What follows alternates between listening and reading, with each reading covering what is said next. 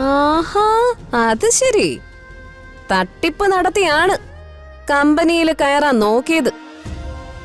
ഇവളെയൊക്കെ പിടിച്ച് പോലീസിൽ ഏൽപ്പിക്കണം.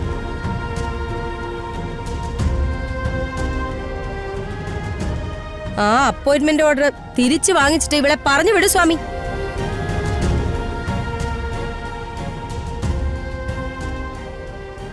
ഇവളൊക്കെ പിന്നെ കയറി വരുന്നതേ അടുത്ത ചതിക്കുഴി ഒരുക്കാനാ.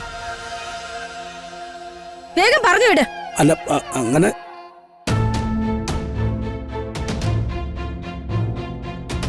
പറഞ്ഞു വിടാൻ.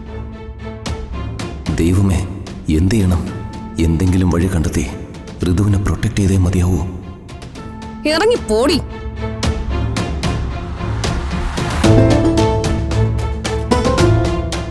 അങ്ങനെ ഇറക്കി വിടാൻ വരട്ടെ.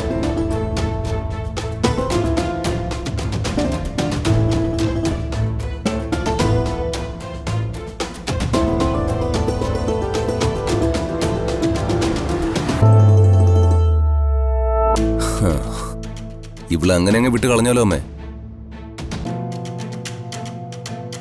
ഇവളെ എനിക്കിവിടെ വേണം. ഇവളിവിടെ ജോലി ചെയ്യണം.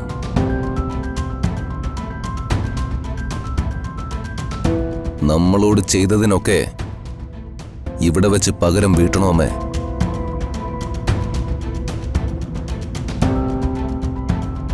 ഇവളെ അനുഭവിക്കണം. ഞാനിപ്പോ ആരാണെന്ന് ഇവളെ പഠിപ്പിക്കണം. ഇതൊരു ഫാഷൻ ഡിസൈനിങ് കമ്പനിയാ. ഇവിടെ വർക്ക് ചെയ്യാനുള്ള എക്സ്പീരിയൻസ് ഒന്നും ഇവൾക്കില്ല. ഇവള് വല്ല സ്റ്റിച്ചിങ് കമ്പനിയിലും ജോലി ചെയ്ത് കാണും. ആ എക്സ്പീരിയൻസും കൊണ്ടായിരിക്കും ഇങ്ങോട്ട് വന്നത്.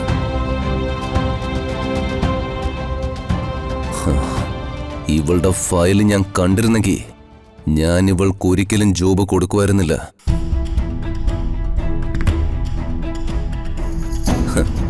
അപ്പോ ഇത് വിധിയാ. ദൈവമാണ് ഇവളെ എന്റെ മുമ്പിൽ എത്തിച്ചിരിക്കുന്നത്. എന്നെ കൊണ്ട് നേരിട്ട് കണക്ക് ചോദിപ്പിക്കാൻ. ഞാൻ കരുതിയതുപോലെ അല്ല രാജു. ഇപ്പോ പഴയ ആളല്ല.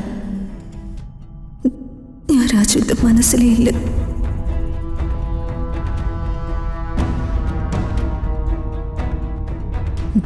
നിങ്ങളെല്ലാവരും പറഞ്ഞതിന് മറുപടി പറയാൻ തൽക്കാലം ഞാൻ തയ്യാറല്ല. ഞാൻ തെറ്റുകാരിയാണെന്ന് നിങ്ങൾ പറയുന്നു. ആയിക്കോട്ടെ. എന്റെ മനസ്സിലുള്ളത് എന്താണെന്ന് മറ്റുള്ളവർക്ക് വായിക്കാൻ പറ്റില്ലല്ലോ.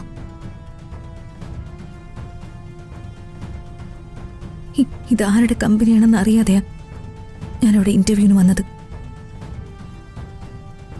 ക്ഷമിക്കണം, അതെനിക്ക് പറ്റിയ തെറ്റാ.